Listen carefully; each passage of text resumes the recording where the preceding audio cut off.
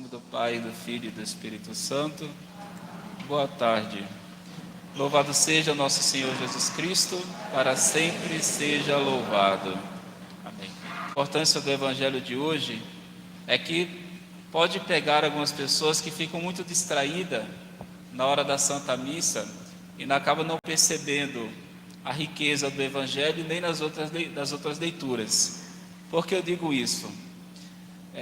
Como eu disse na minha paróquia hoje pela manhã, eu só faço homilia hoje porque a igreja manda eu fazer homilia, porque o próprio Cristo dá a explicação do Evangelho de hoje. Então, se você prestar atenção, Cristo fez lá a parábola, mas aqui ele mesmo explica. E São Gregório diz o seguinte: não precisa de explicação aquilo que Cristo já explicou. Eu não posso acrescentar nada, eu não posso tirar nada. Então, não é piada, mas embora possa parecer, se você não entender o que Cristo quis dizer, você não vai entender o que eu quero te passar. Então, mas obedecendo a Santa Mãe Igreja, eu vou fazer o discurso. A segunda leitura é muito bela porque São Paulo diz o seguinte, só o primeiro versículo: eu entendo que os sofrimentos do tempo presente nem merecem ser comparados com a glória que deve ser revelada em nós. Procurando entender essa passagem, e precisa de muita explicação, e a gente já entende a seguinte regra: tudo que a gente passa nesse mundo, seja no campo espiritual, seja no campo material ou no físico, nada se compara àquilo que Deus está preparando para nós, que é o paraíso. Em outras palavras, tudo passa.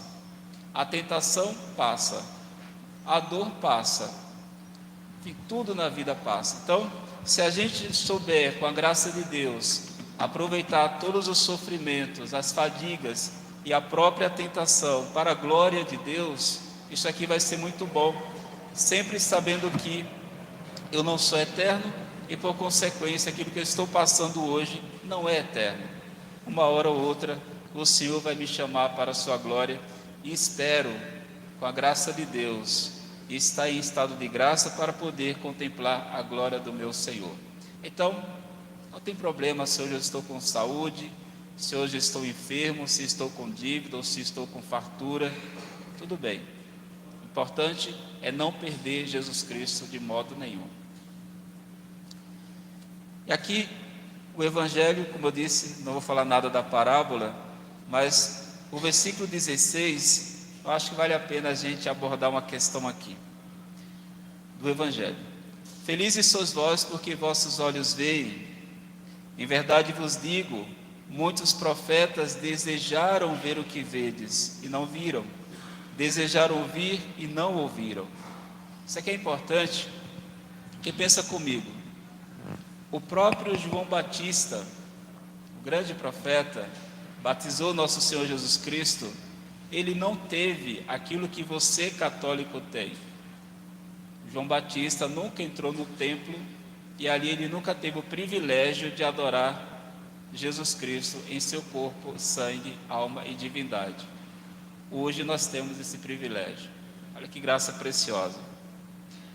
E todos os profetas, nosso pai na fé Abraão, a casta Susana, nas Sagradas Escrituras, não tiveram o privilégio que nós temos hoje de buscar o sacramento da confissão e receber a absolvição dos nossos pecados. Não tiveram. Também eles não tiveram o privilégio de participar do santo sacrifício da missa. A maior oração do mundo é a Santa Missa. Por isso temos que ter todo o respeito pelo santo sacrifício. Eles não tiveram esse privilégio e nós temos esse privilégio. Aí a grande pergunta é: qual o valor que eu estou dando para toda essa riqueza que nós temos à nossa disposição? A missa, a confissão, a divina Eucaristia, o sacerdócio católico e uma série de coisas que nosso Senhor deixou. Também os profetas não tiveram a graça de beber da doutrina de nosso Senhor Jesus Cristo. Veja, hoje Cristo deixou uma parábola e o próprio Cristo deu uma explicação. Os profetas não tiveram esse privilégio de beber da doutrina do próprio Cristo. Então, é um motivo de alegria também e pedir perdão ao nosso Senhor por muitas vezes a gente ter muito relapso em questão da nossa fé. Os profetas desejaram, não tiveram. A gente tem e nem sempre a gente dá o valor adequado. Para completar o meu discurso, quero falar um pouco sobre a astúcia diabólica, só palidamente aqui, pegando a questão da parábola, onde nosso Senhor fala do maligno. Vem o maligno e rouba o que foi semeado em seu coração. É bom a gente ficar atento sobre a astúcia diabólica. Ele não é Deus, ele não é o Todo-Poderoso, é uma criatura e não passa disso. Porém, ele tem os olhos fitos nos filhos de Deus, sempre com o desejo de arrancar a boa semente da palavra de Deus do coração do fiel. Isso é sério. Desmascarar a astúcia diabólica é sempre bom. Note uma coisa, o nosso inimigo, ele nunca aparece para você te oferecendo coisas grandes, né? Eu amo ser padre, então ele nunca vai me tentar na ideia de deixar meu sacerdócio. Ele não vai. Ele vai tentar tirar essa semente de uma outra maneira, sempre me apontando coisas pequenas, que se eu não ficar atento e não pedir a Deus Nosso Senhor a graça de reconhecer que ali está o dedo dele, eu posso perder a palavra de Deus que foi semeada durante tanto tempo. Então ele não tenta em coisas grandes, ele prefere as coisas pequenas para te conservar nas coisas pequenas e depois, aí sim, te levar ao pecado mortal. É aquela ideia assim, naqueles pecadinhos, umas pessoas chegam e confessam, pecado do dia a dia. Eu sou muito fã dessa palavra, dessa frase, que me causa uma má impressão. Pecado do dia a dia, não é muito interessante não. Aqueles pecados veniais podem te levar para o pecado mortal, se não tomar cuidado. Nós temos que detestar o pecado, mesmo esse que a gente diz, pecado do dia a dia. É aqui que o inimigo da nossa salvação pode nos pegar e tirar a boa semente que Cristo plantou. É bom ficar atento a essas coisas. Depois o diabo pode nos tentar também pela impiedade.